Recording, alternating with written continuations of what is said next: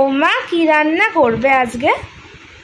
বাবা আজকে না কি করবো বলতো, আজকে চিংড়ি এঁচোড় রান্না করবো, খুব টেস্টি। এঁচোড়টাকে জানিস তো গাছপাটাও বলে, তো চিংড়ি এঁচোড় এরকম কষা কষা করে রান্না করবো। কড়াইতে তেল দিয়ে দিয়েছি, এর মধ্যে 1 চিমটে নুন দিয়ে ভালো করে তেলটাকে ঘষে নিচ্ছি। এঁচোড়টাকে আগে থেকে ভাপ দিয়ে রেখেছিলাম, এই ভাপ দেওয়ার এঁচোড়টা একটু এখানে একটু হালকা করে ভেজে নেব। এইভাবে রান্না করলে না খুব ভালো লাগে, রান্নার স্বাদটা খুব বেড়ে যায়। এঁচোড়টাকে একটুখানি নেড়ে নেব, মিনিট দিয়ে সময় ধরে।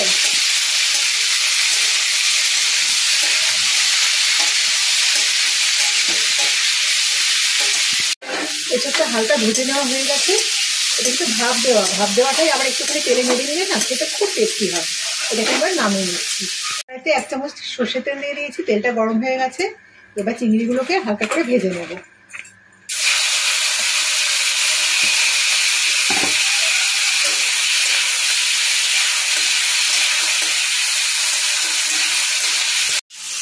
চিংড়িটা ভাজা হয়ে গেছে, এটাকে তুলে নেব। এখন কেটে রাখা আলুগুলোকে হালকা ভেজে তুলে নেব।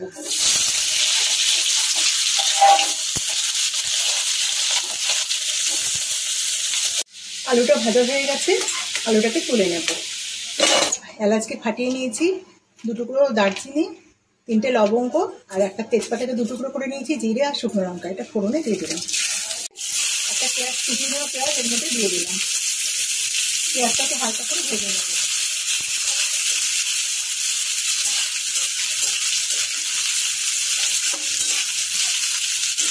মিক্সিং বলে একটা বড় টমেটো, রসুন আর সামান্য একটুখানি আদা বেটে নিয়েছি,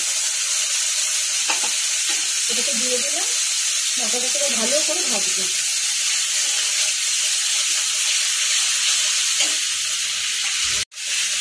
টমেটোটা তো আবার ভালো করে বাটা হয়নি, একটুখানি রয়েছে, ঠিক আছে, মিশে যাবে।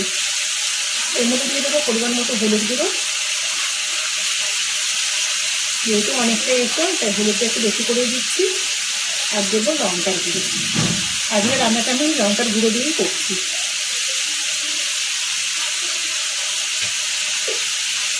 আর দেবো পরিমাণ মতো লবণ।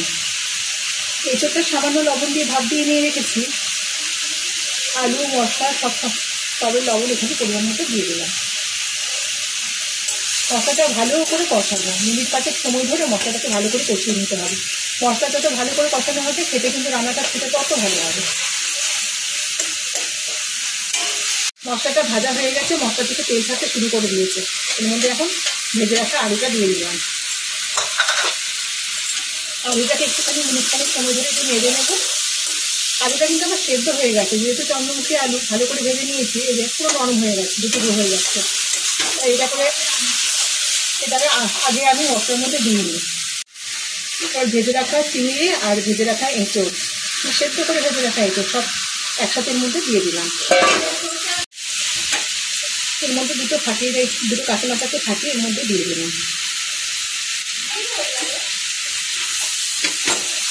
মিনিট 2 সময় দিয়ে এটাকে ভালো করে একটুখানি মজিয়ে নেবো মশলার সাথে এঁচোড়টাকে।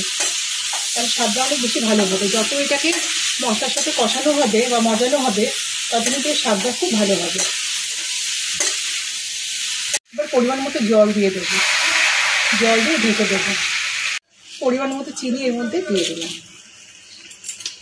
এঁচোড় আমার হয়ে এসেছে, আমি সামান্য একটুখানি শাহি গরম মশলার মধ্যে ছড়িয়ে দিলাম। এবার নেড়ে চেড়ে এটাকে নামিয়ে দেবো। এঁচোড় চিংড়ি একেবারে রেডি। রেসিপিটা কেমন লাগলো অবশ্যই কমেন্টে জানাবেন। আর রেসিপিটা ভালো লেগে থাকলে অবশ্যই একটা লাইক দেবেন, আর চ্যানেলটাকে অবশ্যই সাবস্ক্রাইব করবেন।